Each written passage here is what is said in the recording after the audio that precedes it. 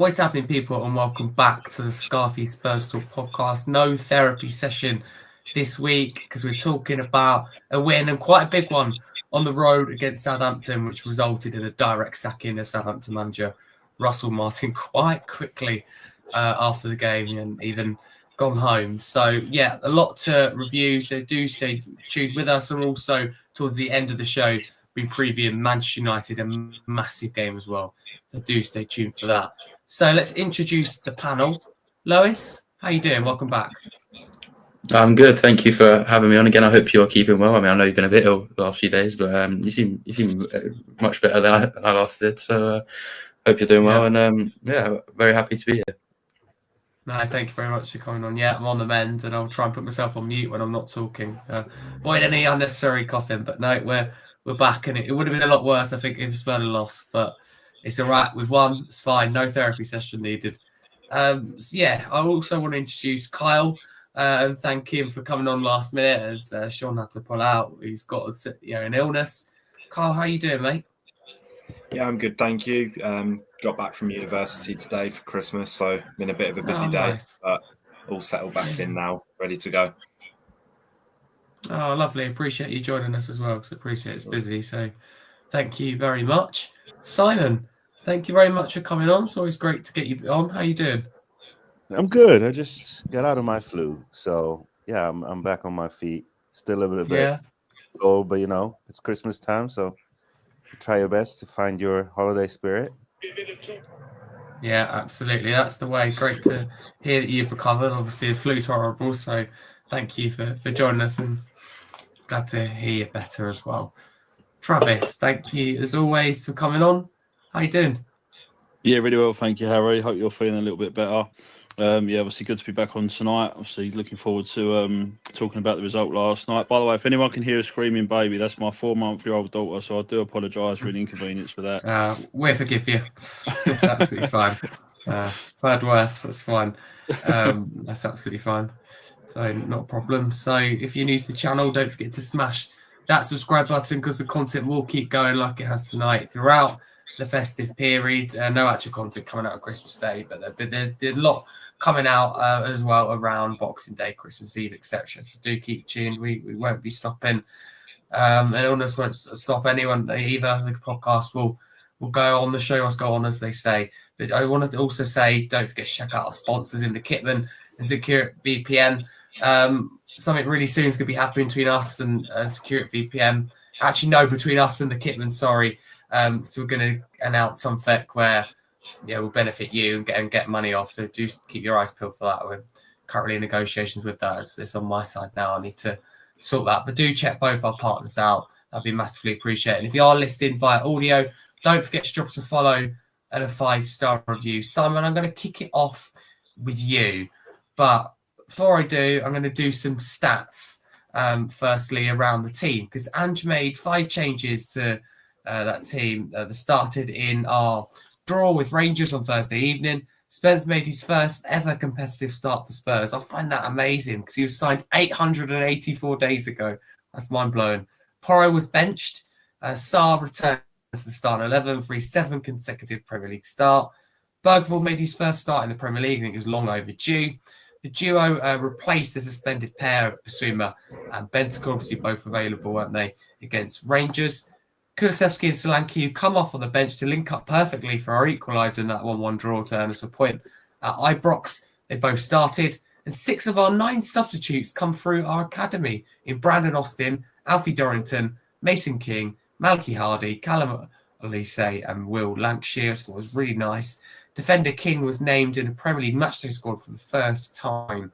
So our starting 11 was Fraser Forster, Jed Spence, Archie Gray, Dragerson, Udogie, Sarr, Bergvall, Maddison, Kulusevski, Solanke, and Son. Those subs: Austin, Porro, Dorrington, King, Hardy, Elise, Werner, Johnson, and Lancashire. So, Simon, any surprises in there for you? Not really, I have to say, which is more of an indication of where we are with our injury list. I wasn't surprised by Bergvall. I wasn't surprised by Spence starting. I wasn't surprised by Kulusevski starting on the wing. So no, not really. But it was a great game. I thought was that the fact that we won in such a convincing way was something we needed as a club. We needed as a fan base. I think Ange needed it. So yeah, it was a great game and result overall. Yeah, 100%, definitely. Lois, I come to you. Anything you would have done differently at the time, and or anything you went, oh, didn't see that coming? Like Simon mentioned there, Jed Spence maybe because he hasn't got a chance, or didn't get a chance, should I say, up until now.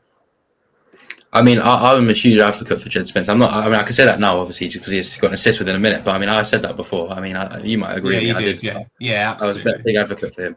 But so I was very happy he started. I mean, one thing I would have changed at the time was actually dropping Maddison. I thought he would start Brennan Johnson on the wing and put Kulusevski in the midfield. That's what I would have done. But I mean, obviously, the gaffer knows more than me, clearly, as Maddison got a brace. So that's what he's there for. Obviously, it made me look like a bit of an idiot, but I mean, I'm all right with that. I mean, it helped us massively. And when Maddison clicks in our team, everything runs through him. And it shows how much we actually need Maddison. And I know he's been getting dropped and on the bench a lot. But I mean, when he plays well, you can see how well, as a team, we play well. And we always score loads of goals. And it's a credit to him, really. And it shows how important he actually is to our team. Yeah, absolutely. I'll come to Travis last because it was like tucking him to some food there. He's having a good time, so I won't disturb him just yet. Kyle, what were your thoughts on that lineup? Again, yeah, kind of same question to you. Anything you would have done differently or took you by surprise? I mean, again, Lois mentions there about Kulusevski, for example. A lot of people prefer him in that 10. I think understandably, I think he's better there. But he's proven, hasn't he, this season that he can also play on that right-hand side. Yeah, no, I loved the lineup, to be honest. I was surprised purely because I just did seem to think that Spence was kind of out of favour with Ange, being left out of the Europa squad and not getting many minutes. But, he did brilliantly. And it's a bit of a shame that Udogie looks like he's going to be injured, and so Spence will probably have to fill in at that spot, because I would have liked to have seen him maybe try and push Porro to lock down that right back spot. Still does a job at left back, but I'd really like to see him, try and push on in his favoured position. But Kulusevski starting on the wing as well. I think that helped complement Son in the first half as well, because it's like they're two wingers with completely different profiles. It kind of allowed Son more to come inside rather than touching the side of the pitch, which doesn't really look too comfortable when he is doing that. He is suited much more as like an inside forward. So yeah, I was really pleased with the lineup. Great game, and yeah. Yeah, no, definitely. You make a really good point with Son. I didn't think about that, so thank you.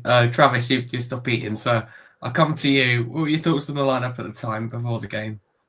Yeah, sorry about that, Harry. I've not long been in from work, so I'm just eating right. trying to eat my dinner. Sorry. I was quite happy with the lineup, to be fair, and I was happy to see Spence obviously getting into the starting 11. I've wanted to see Spence start for a long, long time. I think it's hard with Spence because obviously he started him against Southampton, but he hasn't started him against any other teams that we've played this season. But I think if we had been given the scoreline, if we had been 3-0 up, because I didn't think it was going to be 3-0 up, because obviously it's Tottenham, but I would have started Lancashire. If I knew we would have been 3 up with Lancashire, I would have given him a run. I like the look of Will Lancashire. Obviously with a doggy, hopefully it's nothing too bad. But if Spence does need to take his role for the time being, and so be it. I've got full faith in Spence. I thought he was absolutely amazing last night, given obviously he hasn't had many minutes this season. But yeah, I thought Forster was brilliant in goal as well. But I think it's just one of them games where Southampton have been poor all season, so of course we're going to look like prime Real Madrid. But let's not forget we've got a very depleted squad at the moment. Obviously with Bentancur obviously out with his suspension, his ban. Romero's obviously picked up and knocked again. I don't think he was anywhere near ready to come back. 10 senior players, Travis, out for that Southampton game, out of 25 available. That's a massive chunk, isn't it? It's massive, and it just goes to show the business that we've done in the transfer window. I'm sure we'll get onto that conversation later, but Mickey van der Ven, obviously, he's obviously out again. So our squad is extremely depleted at the moment. Yeah, it is 100%, and I think we done well to overcome it in this game. Travis, I'll stay with you because you talk about, was it prime, Real Madrid there? Then we started that way. A goal in the first minute of the game through James Maddison. It was an absolutely perfect start, wasn't it? Yeah, absolutely brilliant. And I was glad to see Maddison score. I think his confidence hasn't been there recently. Obviously, I know he got his goals against Man City, but yeah, I thought we played really well. I thought second half we come out a bit more ragged. I think towards the last probably half hour of the game, I think we kind of died off a little bit. And obviously I know we was winning 4-0 anyway, but we know from obviously winning 2-0 against Chelsea, I think the scoreline can change very, very quickly. I mean, Southampton didn't really look like scoring, but again, it's Tottenham and anything could happen. Yeah, that is true. Thank you, Simon. I mean, that's the attacking threat that Spence gives you, right? And he has all his career. He can provide you that. I mean, what a pass for that Maddison goal. Yeah, I thought Spence was great. I thought he has pretty much a faultless game. You have to remember, players like Bergvall, Gray, Spence, even Dragusin, they haven't played a lot, and they're all 22 or younger. I mean, two of those guys are... I know, Spence is 24, I'm sorry. But they're all pretty unexperienced when it comes to the Premier League and playing at this level. So even if it's Southampton, and I think Southampton didn't have a great day, I'm still impressed with the performances from the likes of Bergvall, Gray, both amazing on the day, and Spence. And you have to remember, two of those guys played out of position. So, yeah, I thought it was a great performance from Spence. I thought it was an important performance from Spence. I do feel like Ange has this ability to be pretty disciplined with his plans. So he has this plan for how he wants to introduce players over the long term. And so he doesn't want to expose young players if they're not ready. And I'm convinced Spence have had to do a lot of work behind the scenes to be able to come out and perform like that.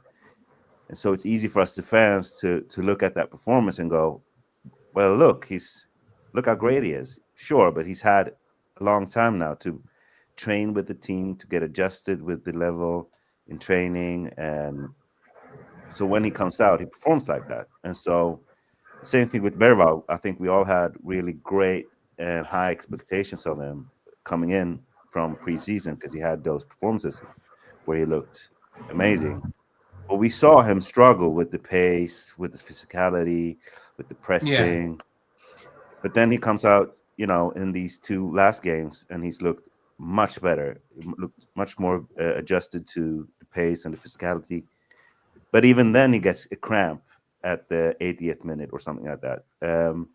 So I'm really impressed, and I'm happy they had those performances. But I would like to give Ange some credit for getting him to that spot, because it's the only reason we've been able to survive is that we have these young players that can come in and perform like that.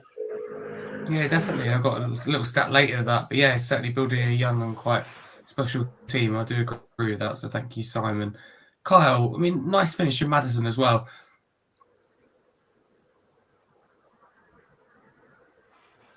Wait, hello, sorry.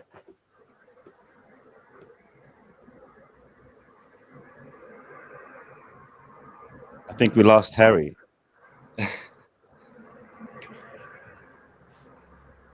Harry, can you hear us? He asked about Maddison. What a finish. What a performance from Maddison. Tell us a little bit about Maddison. Kyle, take us away.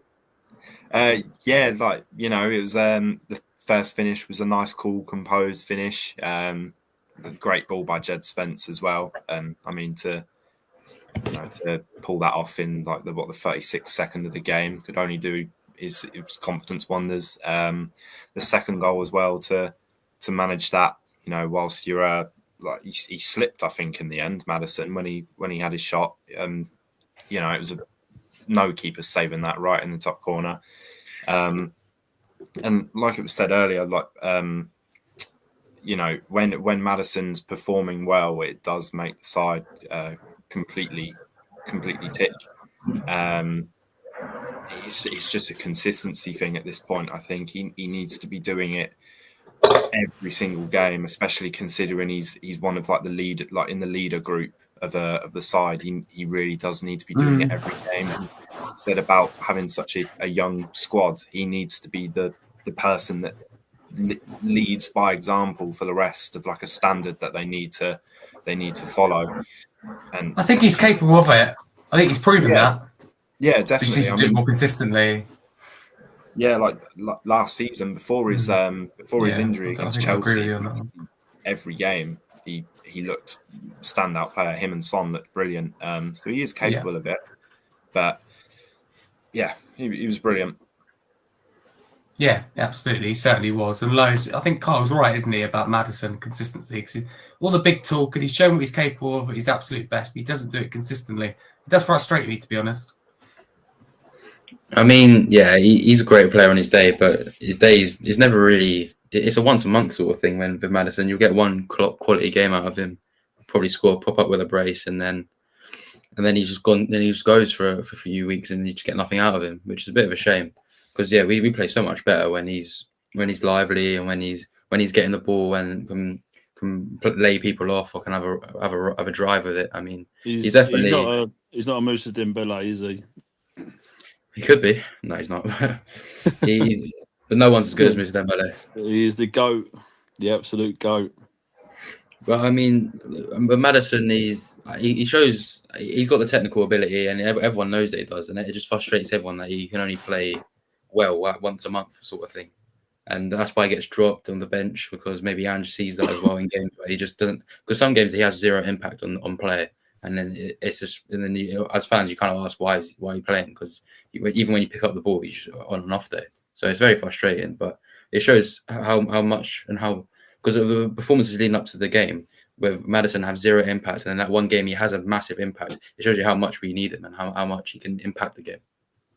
Yeah, 100%. Yeah, I think that's absolutely spot on. Nicely said. We'll move on to the second goal, and I'll stick with you, Lois. I mean, Son, we talked about him quite a little bit already, but he scored this goal. I mean, he took it with real confidence, didn't he? I know he was unmarked, but that's a confident strike, isn't it? It is, yeah. I mean, to be honest, I can't even remember this goal. I mean, I try. But I mean, yeah. I mean, I think Son had quite a few shots that game as well. So it was good that he found one in the back of the net. I mean, I believe this goal was a cross. It was the mistake from Bednarak that he'd missed it, and KWP, Carl Walker Peters, let Son kind of go at the back post. He's trying to hit it, and it's gone, kind of under McCarthy before he could get down.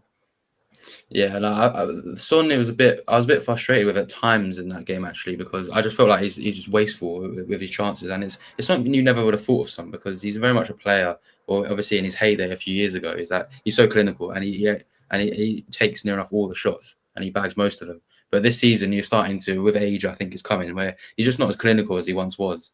So maybe it could be confidence, it could be down to that, but also I think just as time goes on, with attackers especially, they do degrade. And we know that, but I mean, he's still so crucial. He's still so crucial to this team. I mean, he's definitely, even as our captain, everyone turns to him. I mean, he has a real massive impact on every player that's playing, no matter who they are. Yeah, no, 100%. I totally agree with that. Kyle, do you think that Kyle Walker-Peters should have done better to mark Son and get across to him after Bednarak had made that mistake? Yeah, I mean, he should have been tighter to him, but again, like, he has kind of been left to hang out and dry by his teammate. Like, Bednarak probably should have done a bit better to prevent the cross from getting to Son. But so although he's been on off form this season, you don't leave a player like Son kind of unchallenged at the back post, because it's just you're just asking for a problem, really. But I mean, just all round, really, the Southampton team isn't that great. And like Travis said earlier, they did make us look a lot better compared to other weeks. Like 5-0 win is great and all, but we do have to kind of take it with a pinch of salt. Like if we are, blowing a team over 5-0 with the squad that we currently have and like how thin it is, it must also be down to the opposition perhaps not being as strong as the people played in previous weeks. Sometimes it's hard to admit that because you want to enjoy it, but I think you have to get the balance of both. Also, I think not going the other way and just totally going, okay, we didn't do anything here like some have done. It's totally on Southampton. It's a bit of both. So I'm with you on that. Travis, I've got an interesting question to you here. I always like to hear your opinions on ex-players. Cole Peters, would you take him back at Spurs? I mean, after that performance yesterday? Absolutely not. I think David Clark just put in the group chat there. He had an absolutely disastrous performance, and he did. It was absolutely horrendous. I think we can't go backwards as a team. I think getting him back would just look like we're going backwards rather than forwards, and I don't think he done anything last night to really justify coming back to Tottenham. So I'm just reading David's comment in there. Yeah, spot on. Yeah, I thought he was absolutely horrific. Like I just said, I don't think he'd done anything last night to kind of justify him coming back to the Spurs squad. I don't think he'd even get into the squad now. What is he? Is he a right back? Can he? We can play for sides, yeah. But mainly sides. Right. Yeah. Whereas obviously you've got Pedro Porro, you've now got Jed Spence, Destiny Udogie. So I think if he was to come back to the team, I think he'd either get put in the academy squad or just be a bench warmer. I mean, I think when we played Chelsea, I could see Sergio Reguilon's name on the bench. I mean, why is he even? It's just another player we need to get off the wage list. But no, going back to your question, Harry, no, I wouldn't take him back to Tottenham. No, I know he's a Tottenham boy, but you need to go forwards and not backwards. And his performance last night just didn't justify him coming back to the Spurs team. Yeah, a lot of people will agree with you on that. I think I do. So thank you very much, Simon. We'll move on to our third goal, 14th minute, scored by one of your favourites, Kulusevski. I mean, it was a beautiful team goal, though, wasn't it? All round. How everyone was involved. Yeah, absolutely. I think that we've scored 3 goals in 13 minutes. Is that right? I think that's right, right? So it was that goal that when he knew the game was over. I mean, I don't know what else we can say about Kulusevski. I can say this. I think one thing that's become very clear when it comes to Ange is that you need his Ange ball requires physicality or athleticism. That's not an easy word to say for a Swede. Athleticism and technicality. And I think we have players that are either very physical, like they're quick, they're strong, they're fast. Players like Sarr, Van der Ven, Udogie, but they might, not be the most technical players. I mean, they're technical enough, but they're not the most technical players. Johnson is one of those, even though I think it's more technical that when it comes to his finishing but he's not a dribbler. It's not, a technical mastermind, right? But then we have players that add technicality. Maddison, Romero, Bissouma, but they might not have, that. Well, Bissouma has physicality, but at least if you look at Maddison and Romero, they might not be the most physical players. They might not be the most quickest, the strongest in the air, stuff like that. But then we have players that have both, like Solanke. He's technically brilliant, but he's also a physical monster. Like he can run for days. And Kulusevski kind of slots into that category as well. And that's why he's so important. Like he can play the physicality that's needed for Ange ball, but he can also be technically brilliant. And, we need players like that. And those are the players that will be hard to take out of the starting 11, right? Because you need technicality to be able to control games, because that's something that we've been really lacking at times. You know, we have like Lois, you no, I think it was Kyle. You mentioned it when you have two different types of wingers. You have Son and you have Kulusevski. When you have both Johnson and Kulusevski, our games become very back and forth. Wow, someone racing. Well, Someone Southampton's just gone past. F1 season's over now. I thought it was Travis Baby for a while there. Yeah. No, but our games become really back and forth because we have no players that can really control the ball when we have possession. So we lose it every time we're trying to, attack, and everything becomes really sloppy and quick paced, and the game becomes transitional. But Simon, sorry to interrupt. What about Bentancur though? When you say we haven't got any players that can control the ball. Yeah, absolutely agree with you.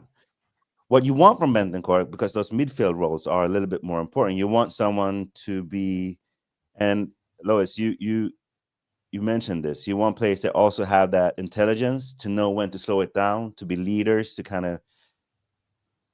of be able to put their foot on the ball. Like Romero, what he's good at is knowing when to slow the game up and slow quick get the game going. Like now it's time for a quick transition, and now it's time for us to slowly build out. Maddison and Bentancur and Bissouma, they're experienced players, and we expect them to have leadership skills to be able to tell the team and communicate with the team. Okay, now let's just slow it down. We need to, take the edge out of this game a little bit, and now we need to quicken it up. And I think you're spot on. Bentancur is one of those players that have the physicality, and he's also technically really good. He lacks a little bit of, that ability to play long balls and to be a really pass type of player in the midfield. But for sure, he's up there and touching that special rare of having both, rare category of having both. But my point here with Kulusevski is that he can do both, and that's why he's so important for us. And brilliant goal, absolutely. But I think more importantly, in this period where we've been lacking, we've had a lot of injuries. We've been looking for players that will step up and show Ange that they're dependable, because that's leadership. You step up when the team really needs you. And I think Kulusevski has shown himself to be one of those players that you can count on, just by the way he speaks, but also the way he performs on the pitch. And he's a natural leader. Yeah, natural leader in how he plays, how he profiles, and how he speaks. Yeah, definitely. Thank you, Simon. Kyle, I mean, for that third goal, I mean, one thing that really stood out to me is that cross-field pass from Maddison to Spence in the build-up. It didn't quite directly lead to the goal. It was a few passes before, but it was really impressive, wasn't it? It changed your play. Yeah, and I think, like Simon said, Maddison, like you said with Bentancur, he lacks that kind of passing range to really get us going. Maddison is probably, along with Kulusevski, the only kind of players that can pull off those passes. The rest of the midfielders, I'm not too convinced on, like Bissouma, really. Bentancur. Sarr did it a couple of times yesterday, which was encouraging. But you're right. Yeah.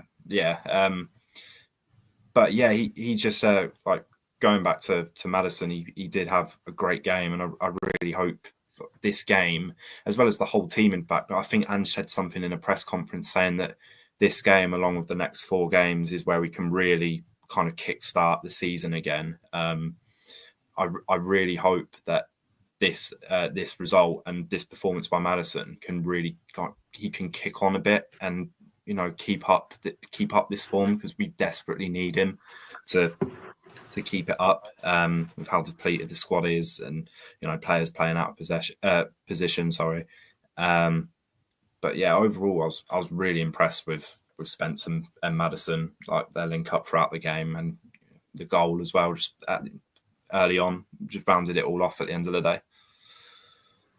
Yeah, 100%. 15th minute, Russell Martin makes a change and goes back to his usual back three. I mean, Lois, I think it's fair to say that his new formation, that back four, if you like, that he worked on. He said before the game with the players all week. I mean, it didn't go to plan, did it? And 15 minutes, game done. It didn't, no. I mean, I have to applaud Russell Martin for trying to change something, because obviously leading up to this game, Southampton were not in the best position, and we didn't really help them out with that, unfortunately. But I mean, I have to applaud him for changing, and the way he spoke about how Ange does business, in that, I mean, managers have their certain philosophies, and that both managers never really change from how they play. Obviously, Russell Martin going into this Premier League. Is that a good or bad thing, though? I think it's a bad thing. I mean, no, I don't. It probably is a bad thing, but I mean, who knows really? I mean, Russell Martin was playing the way he plays football. I mean, the way he was playing football leading up to this game was a very controlled and trying possession-based football, which very much could work. But unfortunately for him, that he didn't have the players to suffice with that, which is why he needed to change something going into this game, and he knew that, because this was probably his last chance as a Southampton manager. I mean, because a big loss like the one he suffered would definitely see him being kicked out the door.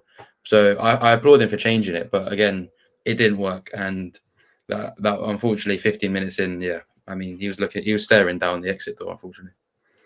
I'm not sure if I buy that he has been working on defending though, because I mean, come on, that was just poor, and you can't say it's Southampton players like their heads are gone or they didn't want to play for him, because as soon as an opportunity at 3-0 down when he made that change, which we could get onto in a sec, we should discuss the story, shall I say, right now.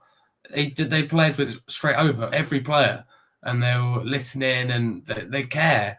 I don't think they understand, and he seems good, but at the same time, I look at the Southampton squad, what Russell Martin's been given, the money that's been spent. Can anyone else really do a better job? No. After this many games, I don't think, certainly not by a big enough margin. I think they'll still be bottom of the league. I think that's where they're going to finish. Whoever comes in, whether they have a little spell or not, it's not a good squad. That's a really poor squad, and Tyler did need to produce something.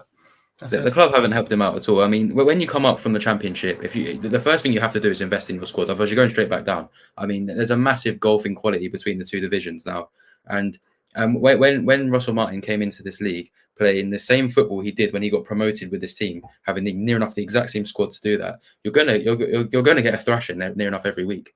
I mean, the way he plays football, he got the midfielders playing, and the difference in quality between the midfielders he's got. They even saw this. I mean, our midfield on Sunday was a very makeshift midfield, and our whole fan base knows that. It's a very, very makeshift midfield. Yet we totally dominated the midfield battle. And as a Southampton manager, with your strongest midfield, that can't happen. And that's exactly why. That's exactly the problem he had with his system and with the players as well. The club didn't help him out. I mean, David Clark, I personally agree with this. As a coach, he says that he won't change the way he plays, no matter the run of results. Man, he just won't last long in Premiership. I mean, it is results-based business in the end. Tell you what, we'll move back to the Russell Martin whole thing, because obviously he was sacked following the game. So once we get through all the goals, 25th minute, there's more goals to get through. Fourth goal of the game, obviously fourth goal to us. Pape Maté Sarr with this one.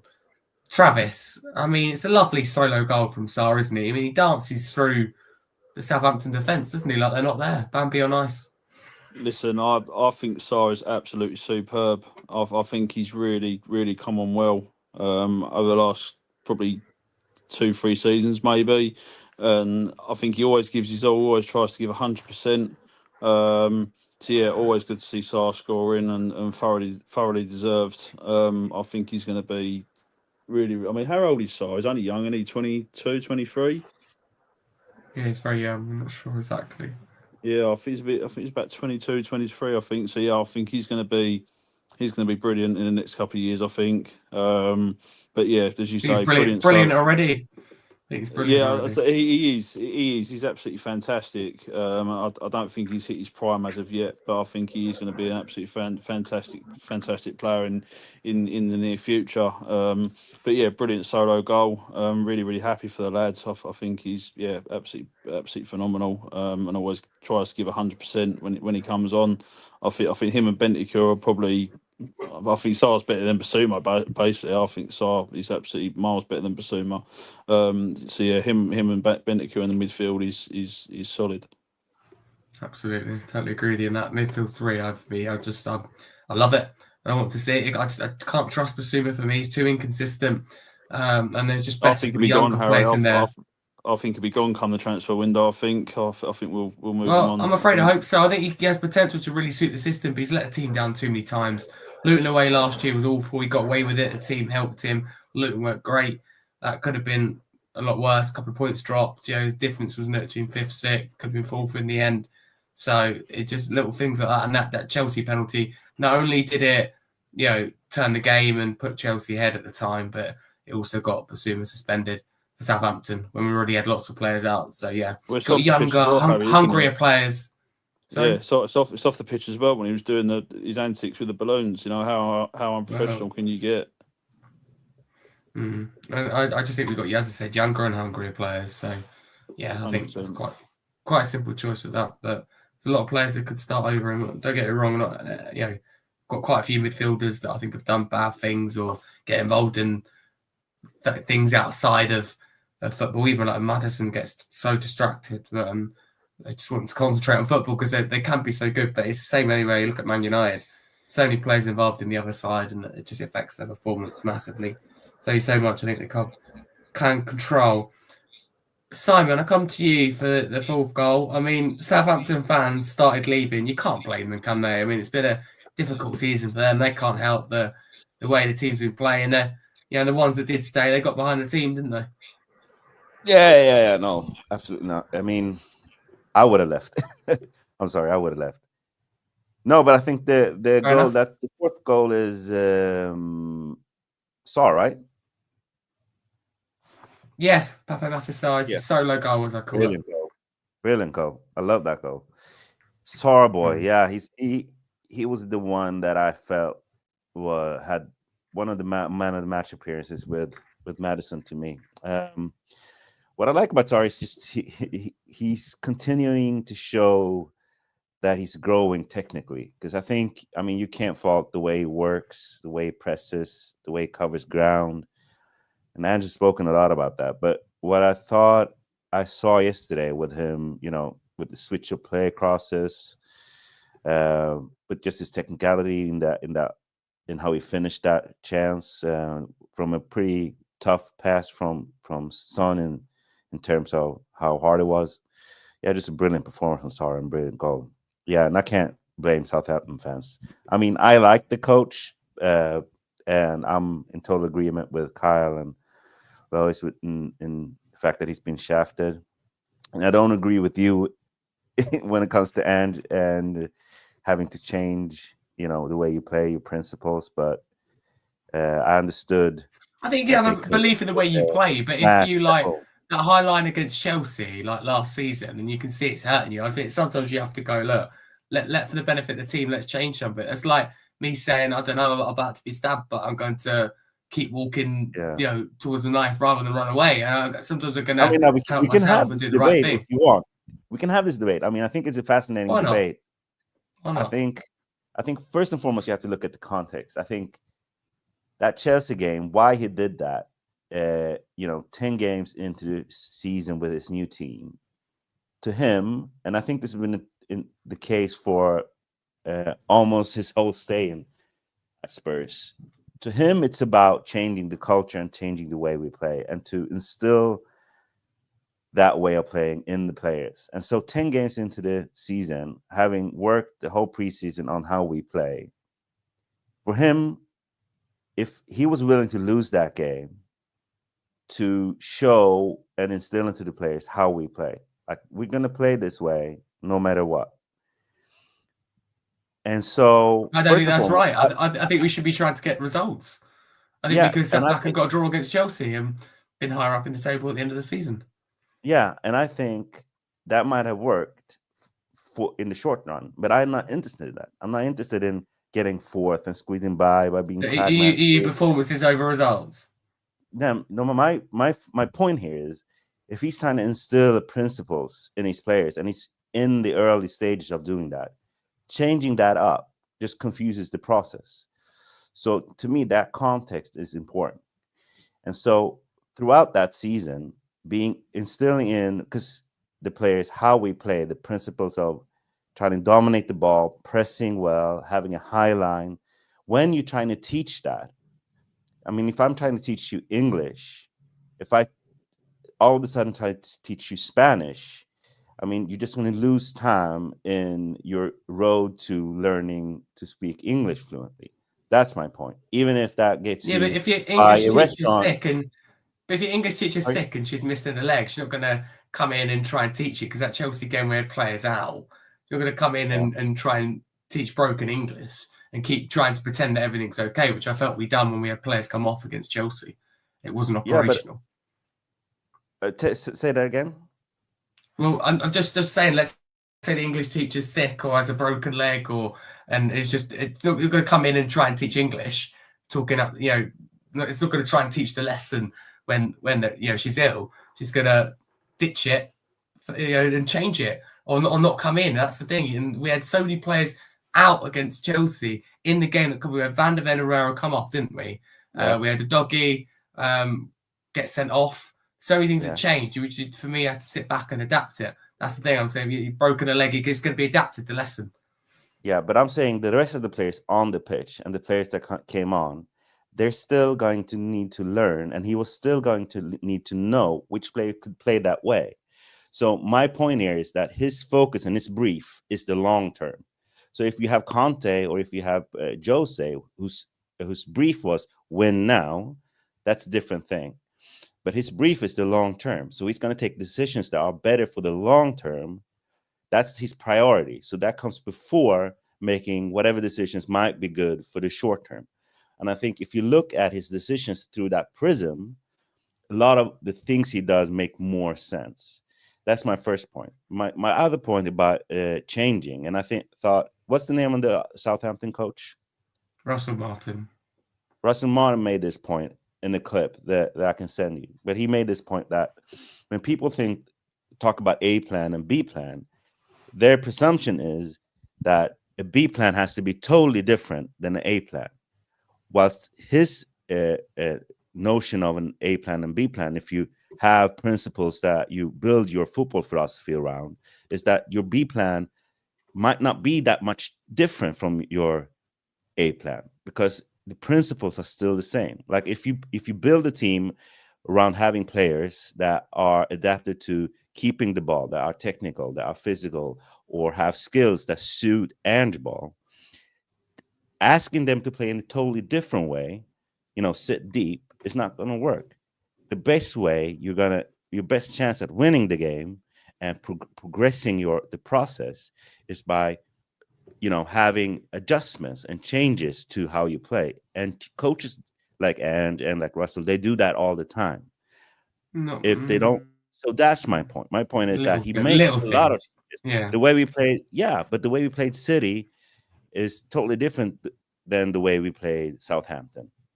People might not be interested and engaged enough to see it, but he does. He should be, but the line will be very similar. But yeah, little things, in-game things will be different. You change the players. You change how much you're inverted. I have less of a problem with Russell Martin doing it. He hasn't got as many tools. Yeah, and my point is, bit more to play with. Exactly. So my point here is, when you look at a coach like Ange, his brief is to change the club, and I understand the frustration of wanting Ange to be more flexible and change his principles, because we don't have the players we need to play this way. And so you look at the intensity, you go, how can you keep playing this way when you don't have players and we start? I think we've proven we can't play. Yeah, and my point here is my point is that the blame then is not on the coach that was hired to play this way and was hired to build for the long term. The blame then goes to the people around him whose job it is to give him the tools he needs. Or you just don't appoint someone that believes in really bold things and is going to need more backing. That's a choice. They made the choice. They should back him. I agree with that. Yeah. Harry, so my point is he's got a reason why he does it. And I think sometimes we get too binary in, what's the A plan and B plan, and we get too binary. I understand what you're saying. How flexible it is. So that's my whole point. Harry, you say hang on, say one thing, and then we're going to move on because there's a lot to get through. Sorry, just quick. I was just listening to what Simon's saying there, and I do agree with what you're saying, but it's very hard when you've got a manager like Ange who's got this vision and this structure that he wants at the football club, and then you're then battling. And I'm not saying this out of to be bitter or horrible, well, because I don't like the man. No. But when you've got a chairman like Daniel Levy who goes and gets who he wants anyway, like Timo Werner. Timo Werner, I had high expectations of when he first came to Tottenham because of the way he played at Leipzig and because of the way he played at Chelsea. Because you not think they've identified him because his pace suits the system? But I don't think he does suit the system. I don't think he's had a decent game ever since coming to Tottenham. Okay, he scored 3 goals. Harsh. That's harsh. He's struggled at times, but he hasn't had a decent game. Come on. Yeah, you sat here and said it. I can find you the clips. He might have had one decent game then, but the rest of the games have just been absolutely diabolical. And I think that you wanted to sign him in the summer. I did, yeah. As I say, I was so excited for him. I was absolutely buzzing that he was coming to Tottenham, but he's come to Tottenham and he's not exactly hit the road running. And I think that's come from above Ange because it was a cheap option to get at the time, and I don't think it fits. Yes, he's pacey. Yes, he's quick, but I just don't think he fits the Ange way. He come on yesterday against Southampton and was absolutely horrendous. I just don't think he's. I think he'll be sent back to Leipzig next year, which I'm absolutely gutted about because I was so excited when he come to Spurs. I really was, but he's been absolutely diabolical. I think it's too late. He was good a few years ago at Leipzig. But how old is Werner now? What was he? He's only early 30s, and he's not old. Even younger, maybe. Travis, get to your point. I thought you was onto something. Yeah, I was listening to what you were saying, Simon, about obviously the way Ange plays, but then and I completely agree with what you're saying. But then when you've got Levy, who has his own vision compared to what Ange and Levy do not have the same vision. I don't care what anyone says; they do not have the same vision. Levy doesn't care; Ange does care, and the way they both want to play football are two completely different ways. Do you mean like the philosophy he wants to see on the pitch, or do you just mean the philosophy? Levy's always going to shaft whatever coach is in the role because Ange has his philosophy that he wants to bring to Tottenham, and I'm absolutely all for that. But when you've had Conte, Mourinho saying we want this player, we want that player, that have absolutely been off the chart with players and not getting them, it just speaks volumes, doesn't it? So can I say? So do you guys like The Office? The TV show The Office. Never actually seen it. No.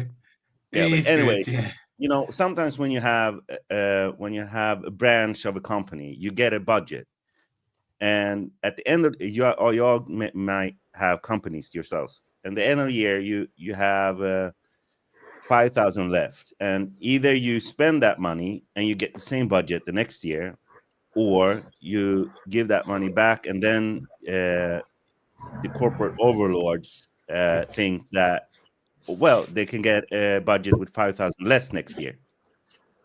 So what I'm saying is, if we buy into the notion that when a coach gets too little to be able to be successful, if we start demanding that the coach work miracles with what he gets, what you're saying is that how they operate around him is okay. So my whole point is not about, you know, I think it's totally right to be frustrated and to demand more. I mean, the ticket prices, you know, the way we engage, how much time and money we spend on this club, we deserve more and better. So when the team doesn't produce what we deserve, we're in the right to get angry about that. But what I'm saying is that I think I'd rather not accept what's being given and to demand the coach gets what he needs. So I don't think there's anything wrong with the principles or the way we play. I think if you look at Klopp, the way they got successful is playing with that same intensity, high pressing,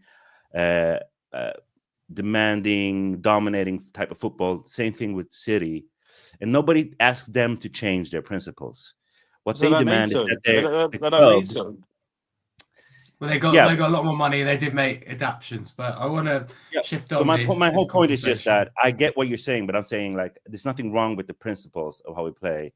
There's something wrong in but I don't know what gives him the arrogance or the right to come here and go, this way is going to win here because it worked in a Donkey's League. I don't know. All I'm saying is we could have got Pedro Neto. We ended up with Timo Werner. That's all I'm saying. Yeah, I understand that. We've got someone in Levy who is clueless when it comes to football and very untrustworthy, whether you're behind him or not. I don't feel strongly about Ange or Levy either way, to be honest. And you've got Ange, who I find really hard to listen to be honest with you. And I think he comes in with an idea, rocks up, I'm the best, it's going to work. And reality is one of the worst managers defensively for Spurs ever.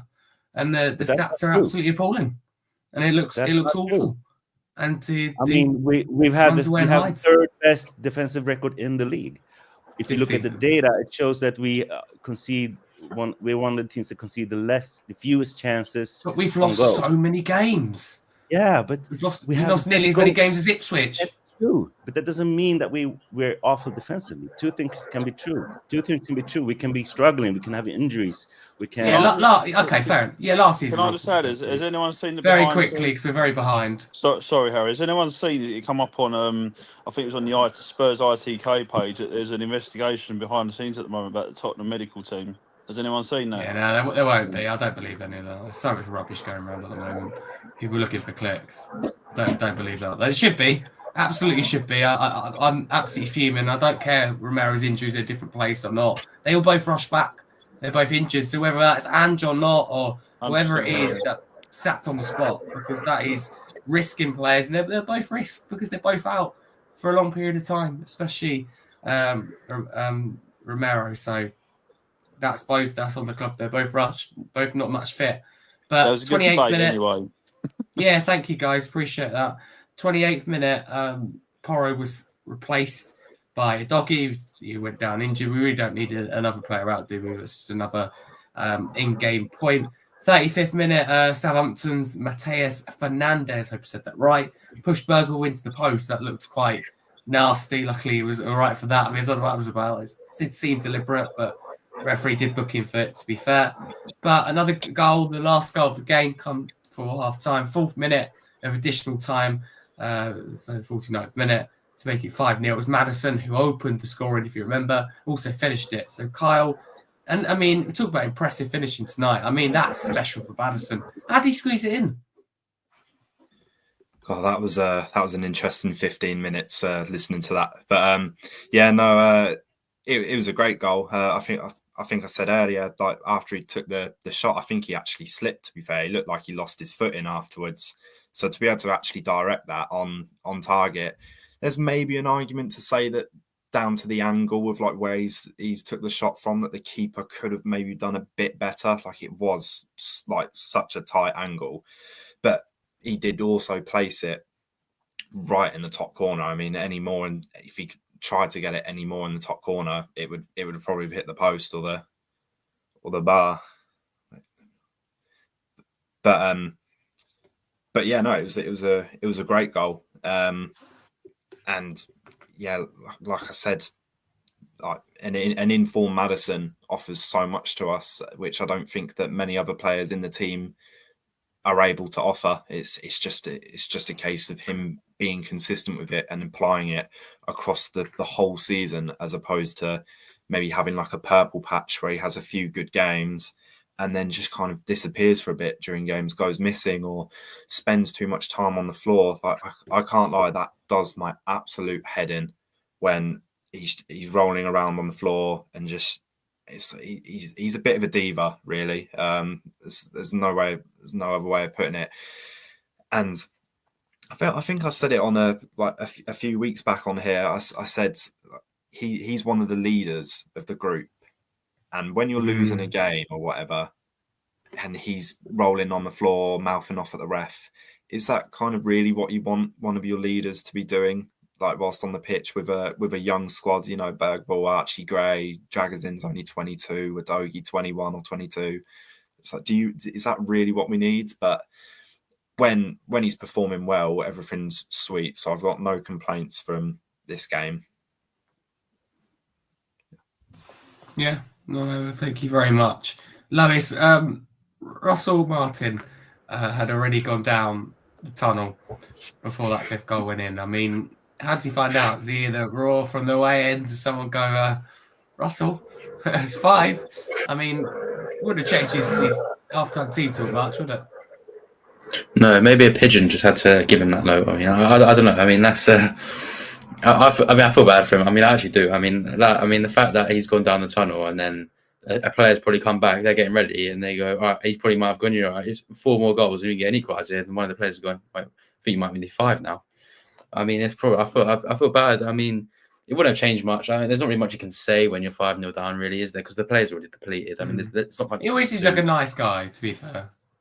Yeah, but there's nothing you could do when you're 5-0 down. I mean, heads have already been dropped for about 25 minutes before that 5th goal even went in. So I mean, there's literally nothing you could say to get them back up. I mean, they tightened up defensively. To be fair, I mean, obviously they're just not looking to be embarrassed anymore in the second half. So they obviously. I mean, I'll be very honest when I say the second half they were better than us. They were. I mean, because we didn't threaten at all for that second half. I mean, they didn't either. But I mean, we will get onto that. I don't think we were bad though at all. No, we weren't. We weren't bad. But I mean, I don't like that. We weren't bad. I'm not putting the second half performance down. I'm just saying that I think we offered about 0 attacking threat going forward, which is fair enough. We didn't need to pose any threat. But I mean, Southampton definitely tightened it up in the second half. So maybe he did say some words of encouragement. Yeah, don't concede anymore. Yeah, it did work, I suppose. But yeah, it was obvious they're going to sack him off the game. I didn't think it would be that soon, though. Quite an early one, for sure. Travis, I assume, no complaints with that first half? Absolutely none for me at all. As I said, it's Tottenham. I never expected to be 3-0 up after 13 minutes or whatever it was, but I'd love to see Will Lancashire. I'd love to see Will Lancashire start that game. I thought that was the most ideal game to start him in. I thought it was absolutely superb. Are you happy though overall? That first half? Yeah, I was. Yeah, I think the last 20 minutes was quite boring. But yeah, as I said earlier, they made it like a prime time Real Madrid. But yeah, I think where are we in the table now? We're 10th. I think we're sitting 10th. We've got one of the highest goal differences in the league. Only Tottenham Hotspur. Yeah, we'll get on to those stats after the game. Yeah, we'll get on to them. No, thank you very much. Simon, was it a case that first half of Southampton just being utterly awful defensively, or our good play? I know we've spoken about this. It's a bit of both, isn't it, really? A little bit of both. I think, to be honest, I thought we were brilliant on a day, but I mean, obviously you can't. I mean, if you look at that last Maddison goal, that's just crazy. I mean, doesn't have a lot to do with Southampton. But yeah, in the first half, I think the 3 first goals, was definitely down to them not really being at the what's the saying? Sometimes I get the first part of a saying, but then I don't get can't remember the. Don't worry about saying. At the horses, at the races. Oh, the races. Sorry, I see. Yeah. Thank you for the help. No, no, but I think what we saw in the second half. I think it's also a case of doing what sometimes we complain we don't do, which is just controlling the game and just letting the game fizzle out a little bit, and that's boring to watch. But I didn't think they had anything really to. The game was over, so I mean that will happen.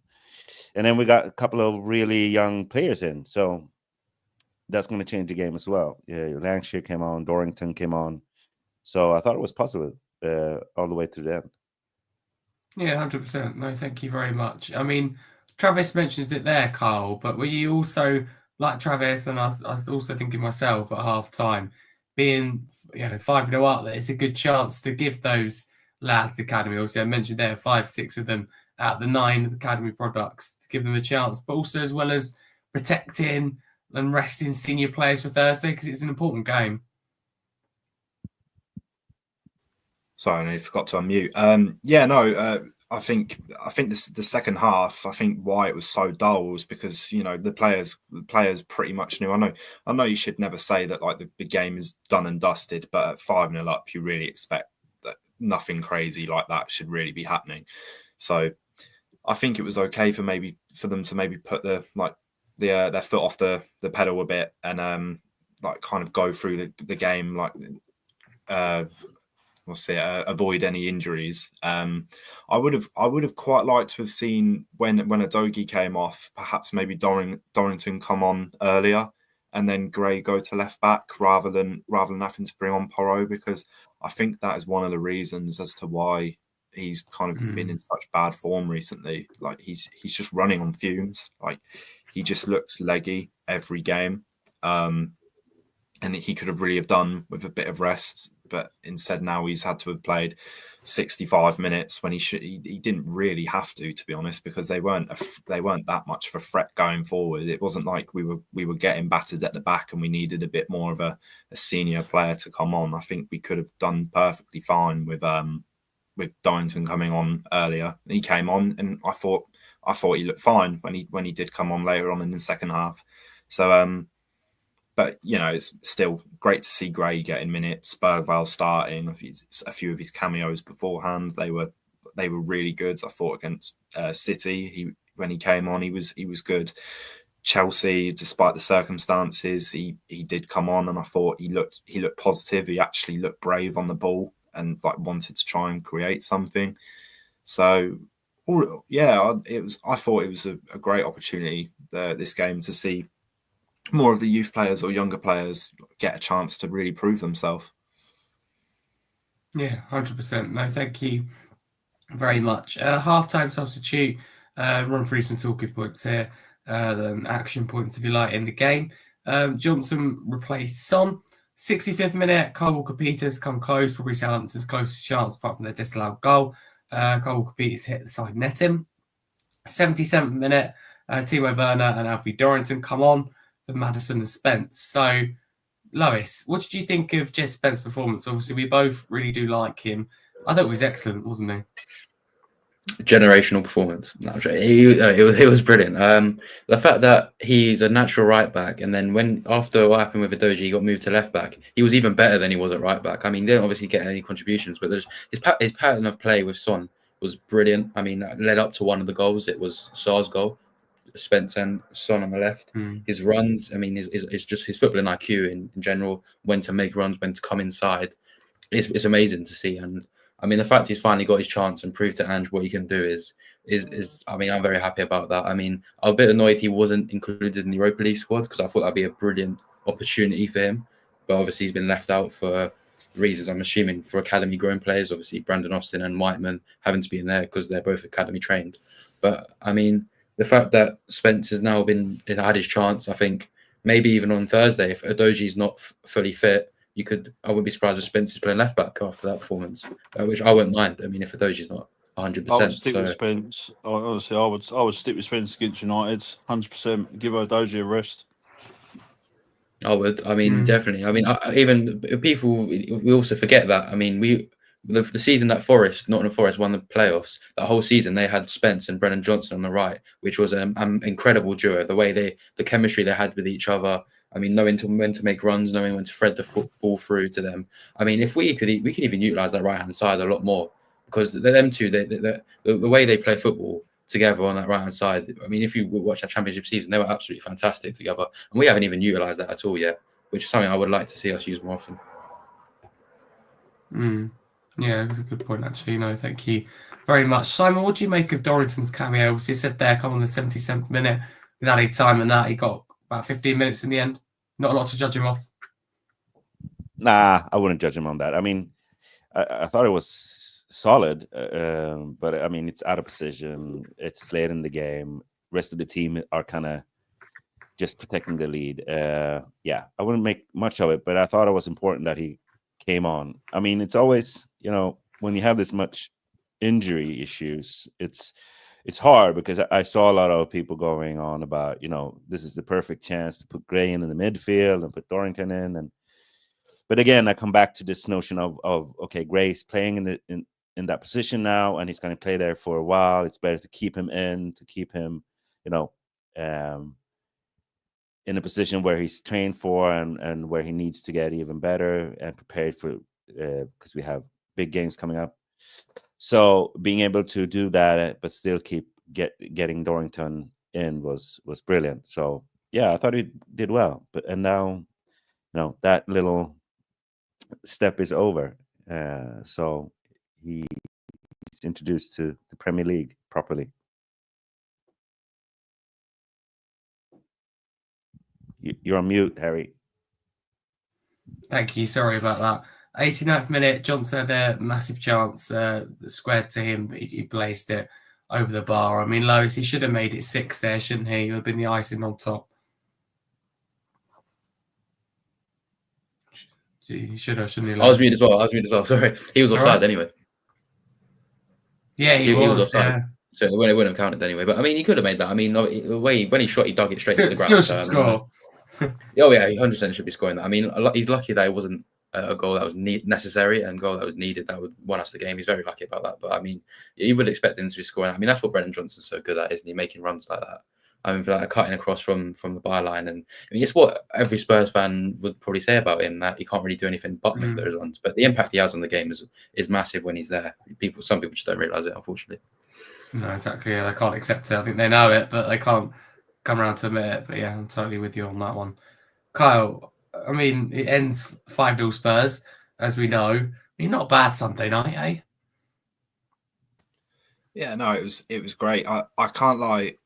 Going into the game, I was actually nervous, which pretty much sums up what type of club Tottenham are. Really, the fact that like their squad just overall, apart from Dibbling, isn't too great. The fact that I was still nervous and quite wary that we might not come away with a result says everything you need to know. But I was blown away watching it. The first 15 minutes, 3-0. It was great, and it was such a good response from like a good difficult couple of weeks that we'd been having.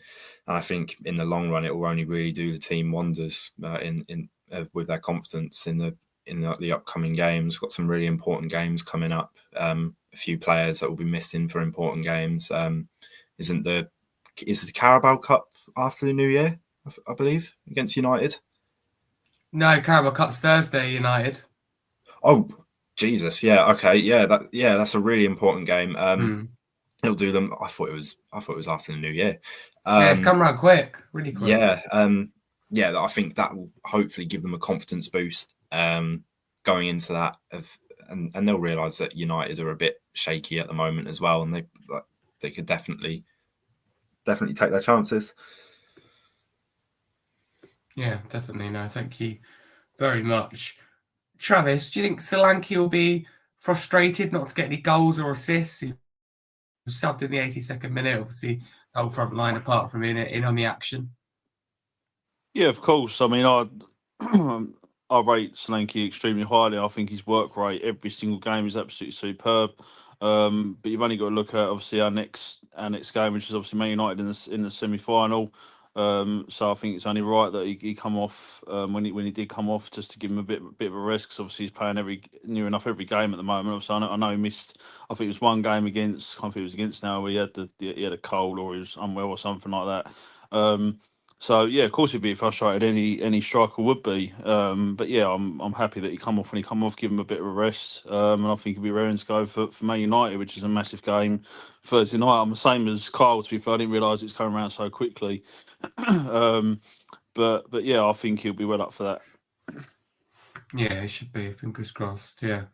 Simon, do you think the same as well in terms of Solanke, that he'd be disappointed, no goals or assists, but the bigger picture is maybe important, and not just this game, but all round his contribution to the team is massive, isn't it? It's massive. And I'm so happy. I'm actually really happy most Spurs fans see that, because I know it could have been different, but that tells you how much he contributes on the other side. The way he defends, because pressing is how he defends, the way he links up, the way he's just a threat in the sense of, his technical ability and his ability to just drag players with him, because he's still a danger. I mean, he's had bad luck, I think, and I think we can do a lot better in terms of working on a way to get him more involved and getting him into positions where he can get to finish.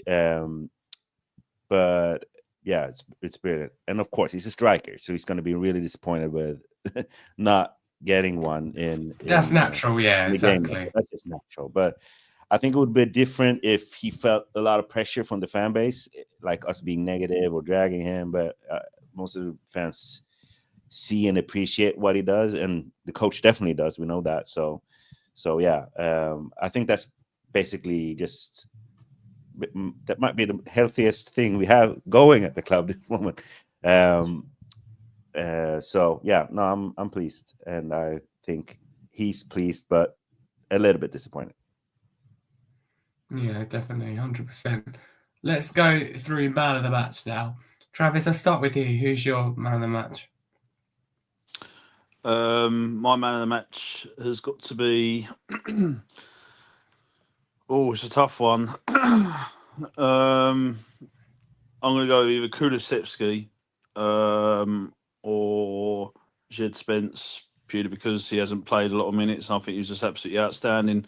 So yeah, my man of the match is probably Jed Spence. Jed Spence, okay, fair enough. I'm going to let you go, Travis. I know you have to jump. You've got work in the morning. So thank you very much for coming on. Where can people find you across social media? Obviously, you've got a little hashtag there. But let people know what it is if they're listening on audio. Yeah, my hashtag is Levy Get Out of My Club, and I'm sure there's a lot of people agreeing with that right now. A lot of nodding heads. Come on, boys, keep up. Yeah, so I've got to shoot off. Got to be up for work early in the morning. But you can find me on Twitter at officialcaster. I am also on LinkedIn, where you'll find a lot of my mental health work and charity work. So yeah, if you are on there, hit me up on there. If not, as I say, I'm on Twitter and I'm on Instagram as well. Yeah, lovely. Keep up the good work. Thank you very much, Travis, coming on. Have a good evening. Yeah. Thank you for having me on. Merry Christmas. So when's you'll message me anyway, Harry, won't you, for the next show? But yeah, I'll let you know when your next show is. If you're not on before, have a great Christmas and Happy New Year. Yeah, have a great Christmas. Pleasure to meet you, Travis. You too. Take care. See you soon. All the best. See you later, Travis. Bye. Right, thank Travis there. Kyle, man of the match? Got Jed Spence there from Travis. Yeah, I'd probably say Jed Spence again. Maybe Archie Gray. I thought Archie Gray. Yeah. I think I love Archie Gray. Honestly, I think he's so good. Like the fact that he's 18 and he has played across the whole back line already for us, and has barely played in his natural position. He's going to be a serious player in a few years. So I'd say either Jed Spence, probably Jed Spence over Gray, purely because it was his first start and he got the assist, clean sheet. So yeah, I'll go for Jed Spence. Yeah, Simon, what do you think in terms of man of the match? I want to say Jed Spence because he deserves it. I'm so proud of him from how he's handled himself from actually the summer until now. Preseason. Just fighting his way back from being on the selling block. That's, I will concede that Ange is stubborn and has his way of seeing things. So changing his mind is impressive in my mind. So I want to say Jed Spence, but I have to give it to Maddison. I thought he was the most impactful player on the pitch.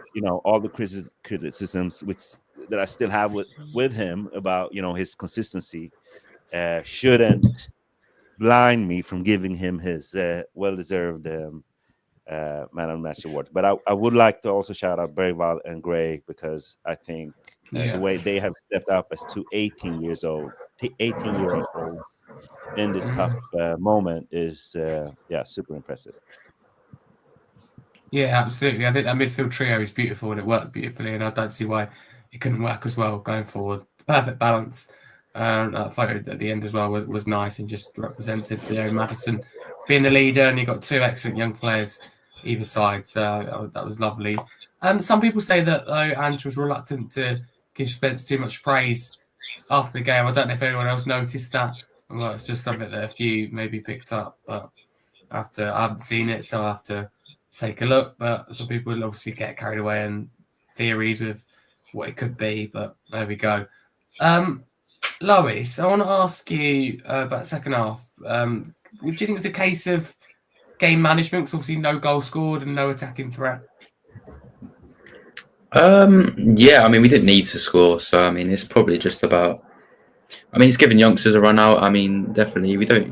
There's no need to go for more. I mean, you can if you want. I mean, I wouldn't mind it if they did, but I mean, it's just it is game management. I mean, there's no need to push on. I mean, the game's won. The game was won probably within the first 15 minutes. So I mean, there was really no need to go for it. I mean, obviously, giving players a rest. You've got to look forward to further games. Probably that's why Son came off at halftime. He's looking to obviously play him on Thursday and again on Sunday. We've got a massive week coming up. Man United and Liverpool, so that's going to be fun. So obviously, our senior players are going to have to get rest when they need. So that was a perfect opportunity to get a lot of our senior and starter players to give the rest and give the youngsters a run out. But I mean, even when the youngsters come on, it's not even a risk anymore, I think, because I'm very happy with our youth system. I think players, I mean, we didn't even have Mikey Moore available that game. He probably definitely would have got a run out if he wasn't ill. So, I mean, and players like Alfie Dorrington coming in, I mean, Jed Spence, I mean, you could still maybe technically say he's a young player getting his first start. I mean, I don't see a risk in there anymore because the young players, they're hungry. They want to prove themselves. And that's why they're so eager to play. And so sticking them in, I don't see a risk in it anymore. I mean, we had 4 players under the age of 20 playing, I think, at one point, which is the first time that's probably happened in the Premier League, I think, this season. We trust the young players and I trust them. I mean, that's exactly why I want to see it. I mean, Archie Gray at centre. I mean, I have to talk about Archie Gray. I love that man with all my heart. I mean, the fact he's not even playing that centre mid, his natural position, he's playing centre back and making play. I generally am more comfortable with Archie Gray at centre back this season than I have been. Maybe sometimes with Romero and Van der Ven. I don't know why I'm saying that, but I actually am. I mean, we kept the clean sheet yesterday with Dragusin and Archie Gray. One of them not is a centre, but one of them is a centre midfielder, and the other one is I don't mind Dragusin. He's all right, but he's not he has to play with Van der Ven because him and Romero cannot play next to each other. They're both too similar, and they're both quite rash at times. But the fact that we're keeping a clean sheet with a centre mid at centre back, I think that's pretty crazy considering how we play football as well. 100%. I've got some stats here. And you mentioned one there. We were the first club this season to have 4 teenagers on the pitch at the same time. Only 3 Premier League sides have conceded less goals than us. There you go, Simon. And we've also scored the most goals in the league. That's really impressive, actually. And where we are on the table as well. Maybe it doesn't speak, tell the full story. Only Liverpool and Chelsea have a better goal difference, so they sit first and second. So I think that tells you the attacking threat. Obviously, it doesn't matter if you don't score. I don't really like XG, but it does tell you that we are creating and we are attacking. So, Simon, do you think we should be higher up? And the reality is, I've moaned about Ange there, and I'm still fully behind him. And we've been really unlucky with injuries, haven't we?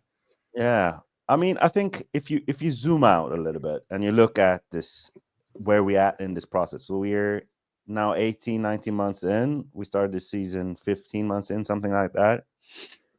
We're a lot younger. I think we've gotten a lot of bad stuff out of our wage bill and out of our books. So that's positive. But when you look at where we're at and where we should be, first and foremost, I think football, the beautiful thing about football is that it's about winning games. So I wouldn't say we're deserved to be somewhere else. We're exactly where we deserve to be. But I also think it's interesting to look at the context around. So if we win 2 or 3 games more, we sit 3rd or 4th. If we win 3, so that's the difference. And that means that the table placement isn't as interesting to me as the point tally in comparison to everyone around us. So the truth of this season is that everyone's losing against everyone else. Everyone's struggling in games they shouldn't be struggling. The Premier League is just a much stronger league than it's been in the last couple of years. So that's part of it. And then you look at those games where we should have won, where we didn't win. We've lost those games by 1 goal for the most part. And we won our games by 4 and now 5 goals, sometimes 3 goals. That means we win big, we lose barely when we lose.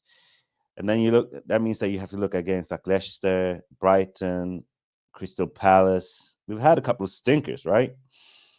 And I think when you look at those stinkers, you can't blame injuries for all of those. So some of that is just immaturity and some defensive breakdowns that we still have to work out. I think we still have to work out on our box defending. we've seen that far post goal being conceded way too much. And then you have to look at the schedule, the squad depth, and injuries for some of these other performances where we not shown up properly. And so when you look at the data, we're one of the top 3 at basically everything. Passes allowed per defensive action, meaning our pressing is way up top. We have one of the strongest defenses in terms of not conceding transition goals, not conceding a lot of shots on our goal. So, but what we do is when we do concede a chance, the data tells us that we're a bit too high up on the XG on those chances, which means that we when we concede a chance, sometimes it's a pretty risky chance. But that comes with the way we play. And then when you look at the other part of our of Ange ball, which is attacking, we score a lot of goals.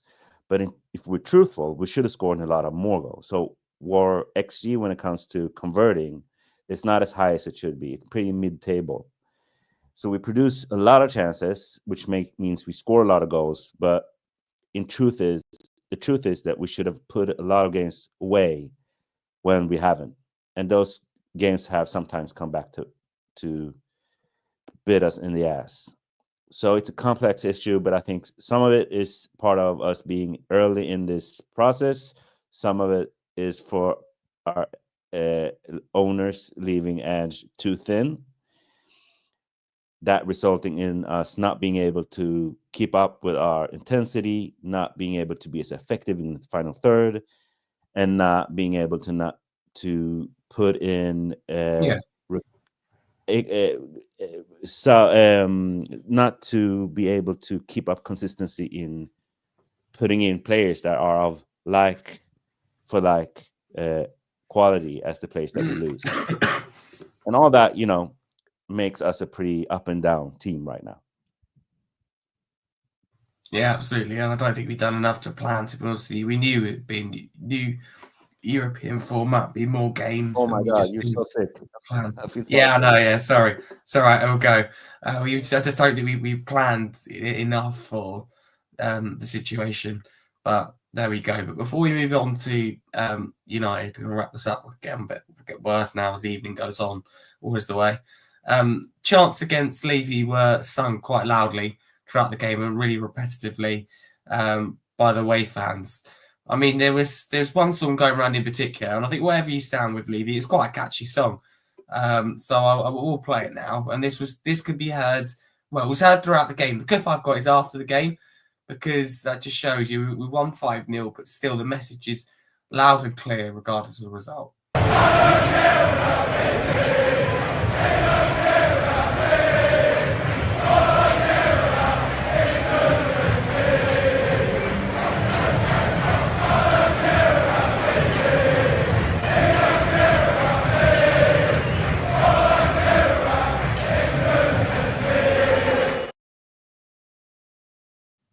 So there we go. If anyone didn't hear it, it's about Levy and there's a bit about Kulusevski. I don't care about Levy. Levy doesn't care about me. All I care about is Kulusevski. That's what the song says. I mean, Carl, it is catchy, to be fair, isn't it? Yeah, no, it is. And I think the camera might have panned on him during the game when it was being chanted, and he didn't look happy at all. And good, to be honest, like good. I'm glad he doesn't like it. It's finally fans are actually like getting the message across. It I think our issues the last couple of years is that the fans complain a lot about Levy online or whatever, where he's probably not going to see it. I highly doubt that he's going to be on Spurs Twitter. But then when it actually comes down to doing something, he's got a burner, all right. Yeah, to be fair, he probably does. But like when it comes to actually doing something about it, we don't tend to do much, like protest wise, or like they're quite weak or tame. And so he's been able to get away with it for as long as what he has been. So it's a start, obviously, away fans, and as soon as that starts happening a lot more at home games where there's more fans there, that's the only real way that the message will really get across. But then you could also there was I think it was either Alistair Gold or Paul O'Keefe said something that if hate or negative stuff starts really getting to him, he'll most likely throw the manager under the bus, because he's that kind of person, really. They labelled him a coward or something along those lines. So I think it's a risky game. Doing that kind of thing. But I like the song. Fair enough. Thank you. Simon, I mean, the travelling fans, they made their thoughts known, didn't they, throughout the game, loud and clear, radio, TV. That was mainly what they chanted all night. And, not only did they make their thoughts known, it would be fair to say, wouldn't it, Simon, that we go back just a few years ago, and as soon as that goal went in for the Spurs, would take the lead in the game, the chance would stop. Man United at home is a prime example. Ryan Mason, the chance for the game loud. We want Levy out. It was, I think, when we went 1-2-0 down first half. As soon as he got that goal back, a bit of momentum in that first half, they were never heard again. So it feels like that. It's picking up pace, the movement. Yeah, and I think what I've been arguing this whole time is when the chanting and we started getting in pitch side arguments with the coach and this whole end out thing that I see a lot. My frustration with it is that when you put the blame mostly on the coach, what you do is that you give you give Levy an out when he gets to fire coaches, when he gets to act the same way as he always does. But then we put the blame on the coach for not overperforming, and then we give him an out to fire the coach. That takes all the pressure off, because now he gets to start over and he gets all the same excuses that he's had before, which is, it's a new project. This coach needs his player. It's a new rebuild and whatever. So what I liked about the chanting in this game was that they were supporting the team, supporting the coach, singing Andy's name, but they were also putting pressure on the ownership to get behind the coach and the team. And that's the perfect combination in my mind, because the longer we stick to a project, the more the onus for that project and its success, if you have a good coach, more the onus is put on the owners to be able. Now it's on them to give this coach what he needs, because there's a limit to how much a coach can do. So we bring in Ange. We do the basic things good. I mean, we get a lot of players out. We give him a little foundation with players that suit him, and then it's up to him to work his magic for a year or something like that. And we've seen in the data, in how we play, that there's something here. So he's done his part, right? I think sometimes with other coaches, they might not have done their part. When you look at Nuno, I don't think he was good enough, but you could see it on the pitch. He didn't maximize what we had on the pitch. But I personally feel that I see something in this coach, in the way he communicates, in the way he leads. I see something in the data, in how our team plays. I see it in results. I see it in performances. And then when I see us the communication, what you see there, because I don't see any form of communication go on. I mean, in press conferences, I mean, in how he speaks about the club and how he speaks, because that's leadership to me. He doesn't, I think a lot of those things with communicating with the fans is what he's been praised for. Would you want to play for him? Yes, absolutely. But other than that, I also think he has this discipline in what he says and how he acts. I talked about this earlier. To be patient and to be disciplined when you work on a project is keeping your eye on the ball. And he's very clear on it's the long term that I'm focused on. I'm talking and acting like I'm going to be here for years. So the decisions I make are about what's best for us in the long term. And he's made it Yeah, he does care. It's nice to have somebody who wants to be here as well. We'll say that. So he says our goal is not to win just one trophy; it's to get to a point where we're sustainably successful, which means that we can compete in all these competitions, and that's sustainable. So that's where he wants to go, and he makes decisions towards that goal. And so, getting behind that, because that's what we want too, right? So getting behind that is great. Yeah. But doing that whilst also putting pressure on Levy is the perfect combination for me, because we deserve the success that other teams of our size are getting, but we're not seeing it right now. Yeah, definitely. Thank you. But we have to stick to something to get there. That's my point. Yeah, no, I understand. Thank you. There are planned Levy and Enoch out protests ahead of Man United game and the Liverpool game. So I'm going to go around the panel, just yes or no, whether you support the protest or not, and you can give your reason. That's fine. Then we'll hear from Ange Postecoglou and move on to Manchester United.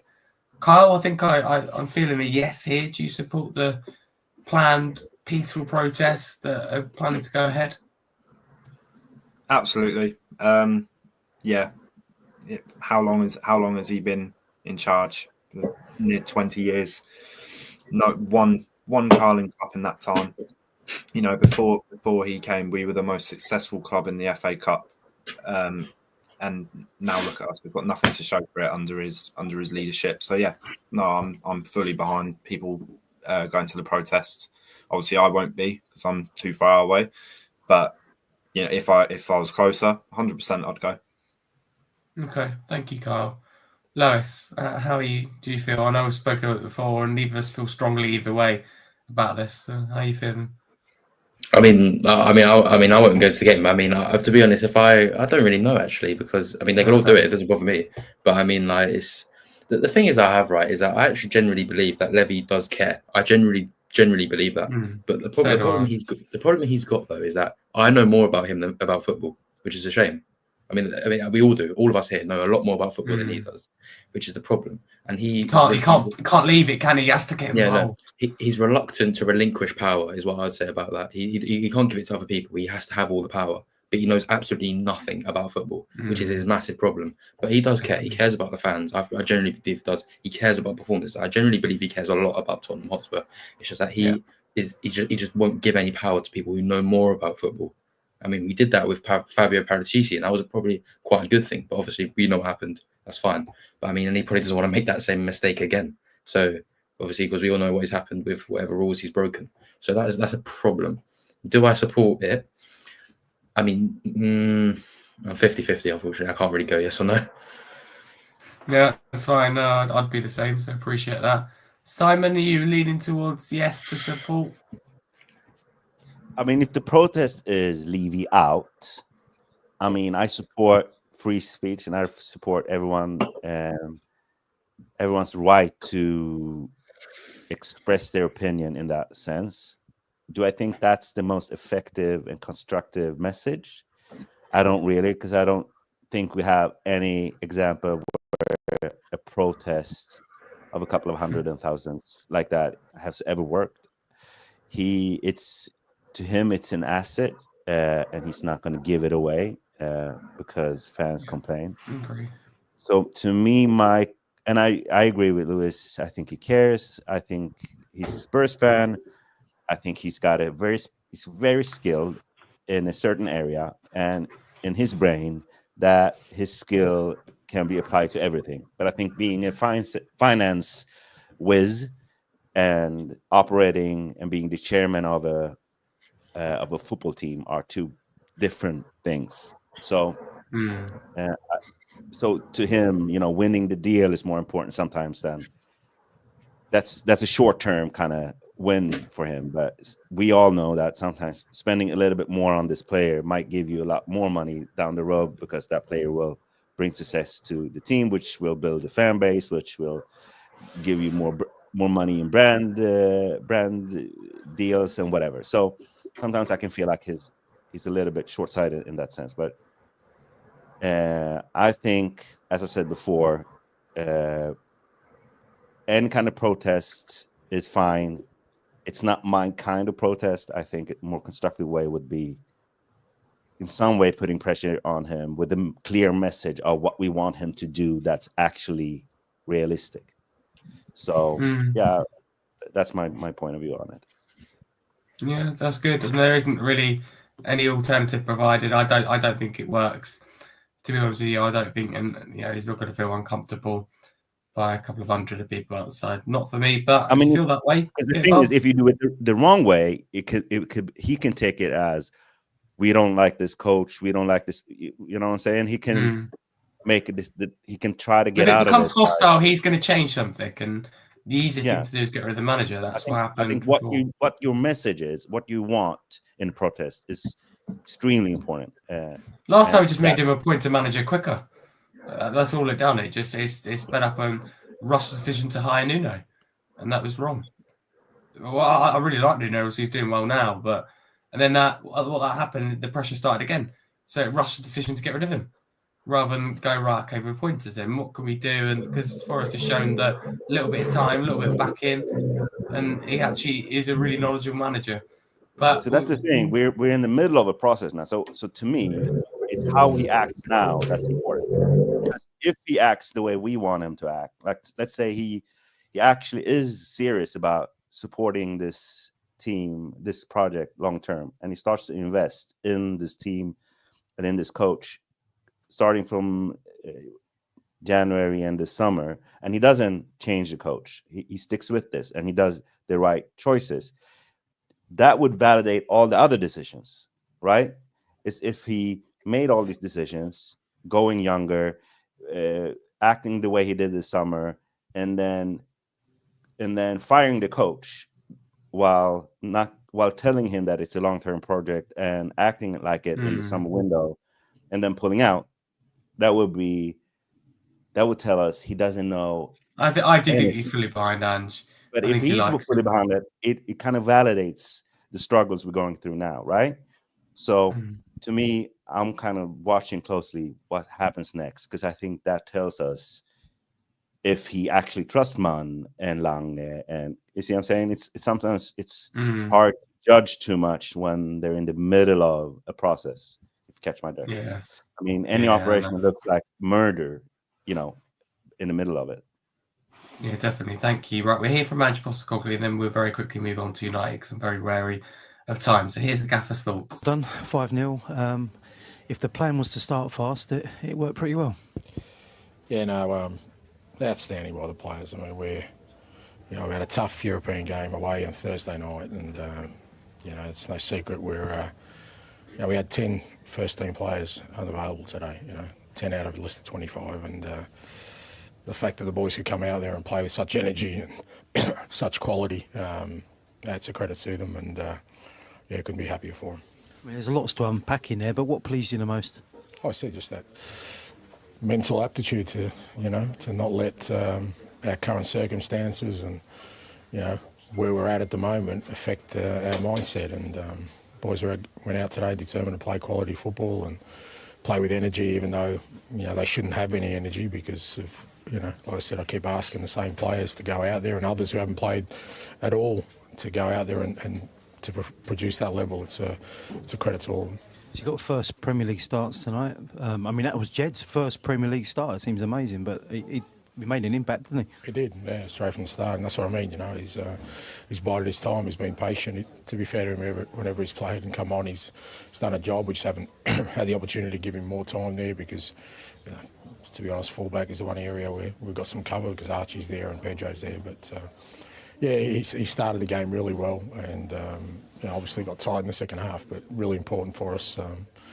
Because we kind of not just needed him to play today, we needed him to play at a good level, and he certainly did that. So that's Ange Postecoglou's verdict. I mean, Lois there, he talks a lot about being proud of the players and the energy they put in, and he's right, isn't he? It's a difficult situation with the injuries, and the players should be proud of that performance. Yeah, definitely. When you're playing Thursday, Sunday, it gets very. It takes a massive toll on the players' fitness levels. I mean, they've got no time to breathe, really. I mean, soon they come back from Rangers, only got a 2 days to prepare, and you're back at it again. I mean, injuries mean there's a very limited squad. You can see about our bench, loads of. Our bench is mostly comprised of academy players, youth players. So it very much shows the situation we're in. And I mean, we hate to use the excuse of, injuries as an out, but I mean, it's very clear that our squad, our depth right now with injuries is very, very poor. And we need a lot of investment coming in January just to bolster the squad. I mean, I'm pretty happy with how our first 11 looks when all are fit. But I mean, it's pretty clear that playing European football has a massive effect on our fitness levels. And we need players just as good to come in and to be there to provide cover for them, to be a competitive squad. So the players should definitely be proud of that. And it was quite interesting at the end when he said that for Jed Spence, it's hard for him to get in the team because we have cover in Pedro Porro and Archie Gray, which actually shows you that Archie Gray is ahead of Jed Spence, a right back, even though he's not even a right back. He's a centre midfield, which is quite interesting.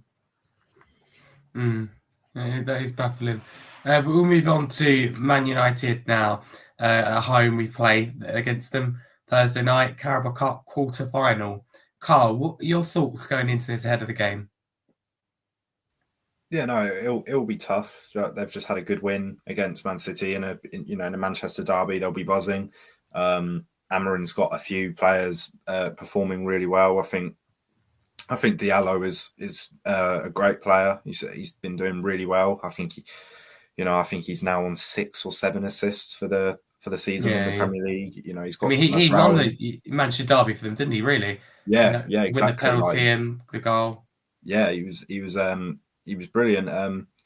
He's got Mazraoui performing really well, whether he plays at right centre back or as a right wing back, depending on how they choose to set up, either 3-4-3 or 3-5-2. So no, it'll be a tough game, and again, the depth at the moment will it won't help matters, but I think a home game in quarterfinals, the crowd will be up for it. That it will be a great occasion. It will be hopefully a hostile environment for United.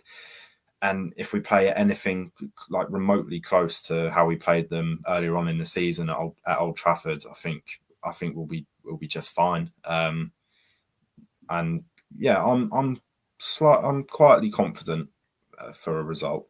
But okay, thank you, Simon. How are you feeling ahead of the game? I mean, I feel better now hearing Kyle's positivity. I love it, Kyle. I mean, I'm trying to manage my expectations. I mean, I do agree us being at home is a benefit to us. I do think we're underdogs. Just thinking about we having Gray at central. We're playing 18-year-old at CB, which is he's done really well though, isn't he? I should have really mentioned well. No, it's not. It's credit to him. No, I know you're not, but it's my fault. I should have given credit. He's without a fuss, rotated so many different positions, does it well. Top talent, 18 years old. I think it's going to come down to what team shows up, like how hungry are we for that game, and I think it's about putting our chances away. I mean, are we going to have one of those games where everything hits the bar, or are we actually going to put stuff away? And I mean, I have no idea what's going to happen, but I'm always positive, but I'm keeping my expectations low. Does that make sense? Yeah, it does make sense. Thank you, Simon. Lois, how are you feeling ahead of this one? Obviously, we can both agree it's a massive game. It's a massive game, yeah. I mean, to be honest, the funny thing about Spurs this season is after a battering like we've just witnessed, you're normally not too good after that game because we can't do that. We can't, we're not consistent enough. I mean, it's happened with West Ham, happened with Aston Villa, happened with United, happened with Man City. After a battering like that, we rarely show up for the next game. So that's a little bit why I'm not too confident because But we did get the chance to take a couple of players off, which could be good early. I mean, Pedro Porro might be playing. I mean, obviously we didn't want him to play the length of game he did, but he did. Hopefully Doji's back. Son only played 45 minutes. I mean, Solanke played about 65, 70 before Lancashire came on. So most of our players should be well rested. I mean, Dragosin can play. Bissouma got rest. Bissouma, yeah. I mean, Bentancur's not available, is he? Because it's domestic. Not great. I mean, I would have liked to play. That's true. I'm sorry, my bad. No, it's definitely a massive game. I mean, us Spurs fans know we're just crying out for a trophy, and this and probably the Europa League is our two best opportunities to do that, I'll say. I mean, obviously, I wouldn't mind an FA Cup, but for some reason, we just never get it right in the FA Cup. I mean, we always go much further in the Carabao Cup for some reason. So I think it's this or the Europa League this season. I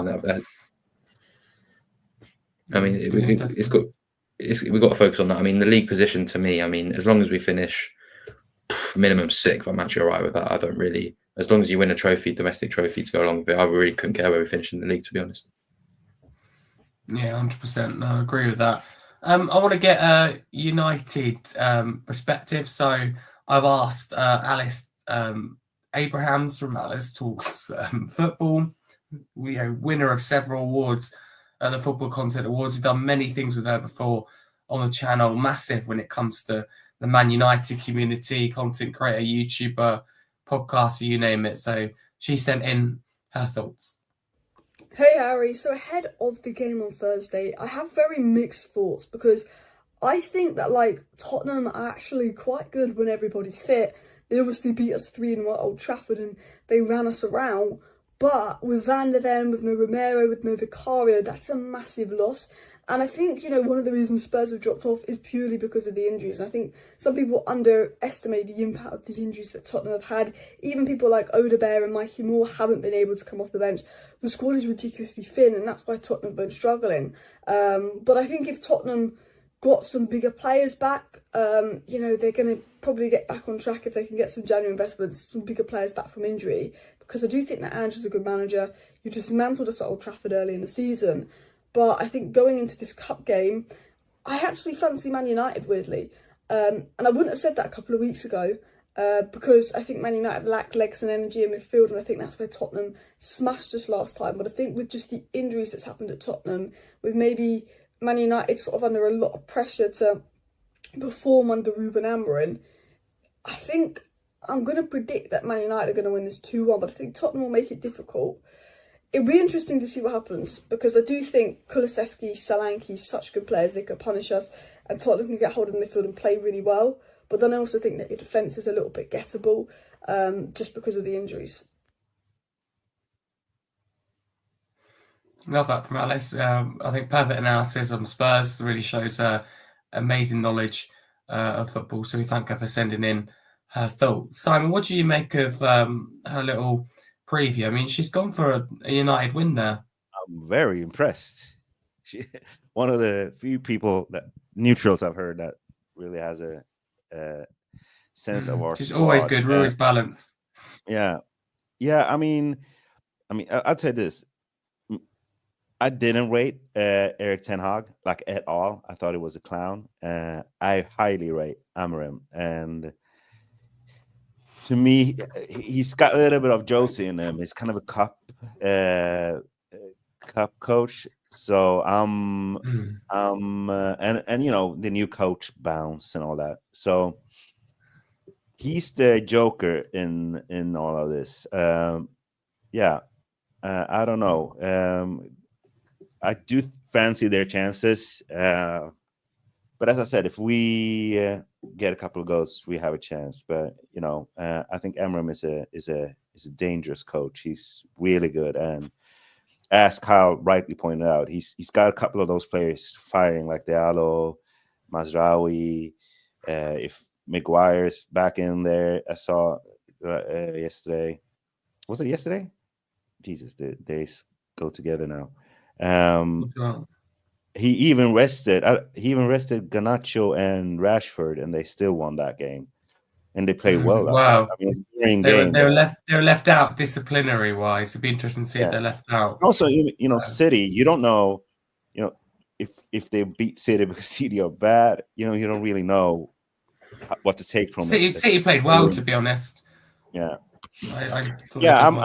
I'm not gonna lie. I'm positive, but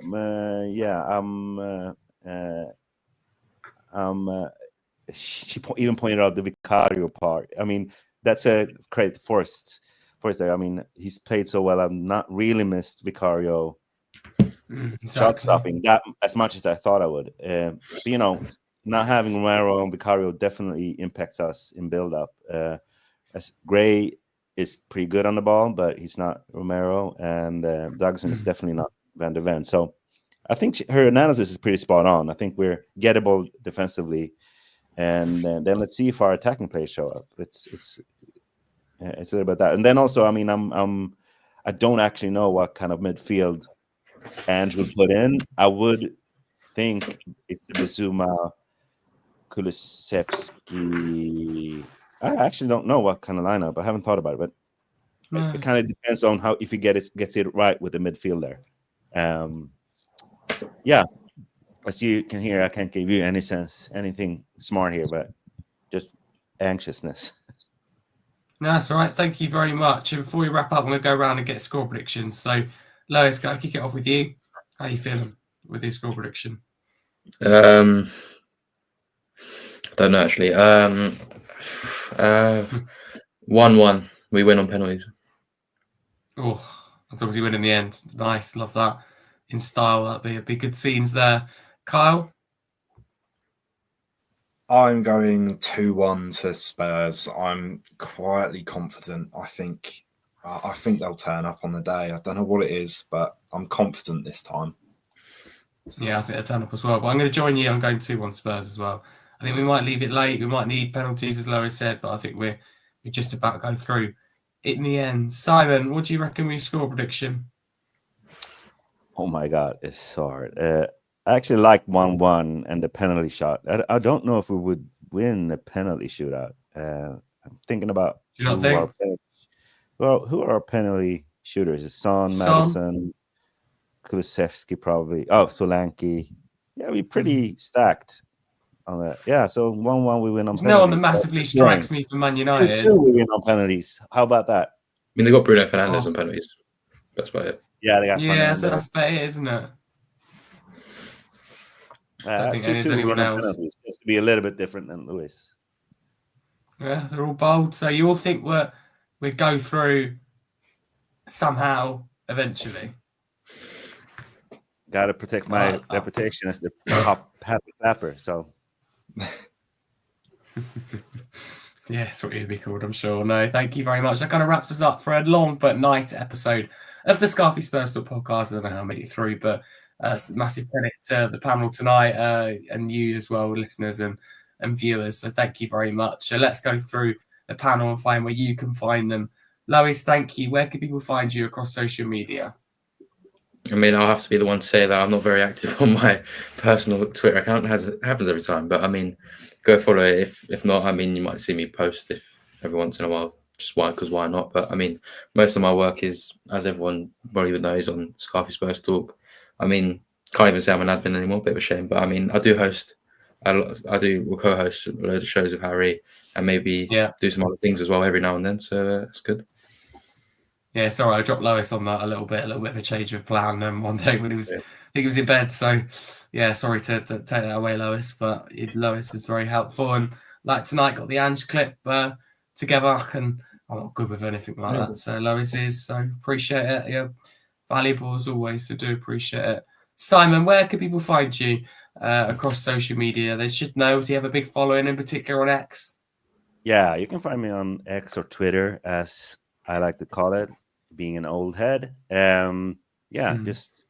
Just click on a Harry Scarfe link and scroll down and you'll find me. Or just write in, delusional Ange fan somewhere on the search bar, and I'll probably be the first name up. You might pair. Love it. Thank you very much, Simon. Carl, where can people find you across social media? Yeah, so I put my app down there at Kyle Freegard. That's the same for my X or Twitter, LinkedIn as well. Always looking for more opportunities as a student in my final year. It's my Instagram as well. I don't really post much interesting on there. If people want to go on it, they're more than welcome to. So, yeah. Yeah, lovely. Thank you very much. And if you are new to the channel, don't forget to smash that subscribe button. It's free to do so, and it does help the channel and the podcast grow. If you're listening on a podcast platform, don't forget to drop us a follow and a 5-star review. Be massively appreciated. And there will be content over the Christmas period, podcast wise. I don't. Yeah, there'll still be some before Christmas, so won't say Happy Christmas yet. But keep safe. Check out all the content this week. I'm at both. Well, assuming I'm still recover well. Still, I'm getting there. I should be there for Man United and Liverpool. So there'll be match day vlogs, match previews, match reactions for all that, as well as podcasts. So do stay tuned. And the Premier League show on Wednesday. That is the final one for Christmas because the other Wednesday, of course, falls on Christmas Day. So check that out. It'll be hosted by Callum and we've got a good panel. But for now, a massive come on you Spurs. Thank you for tuning in tonight.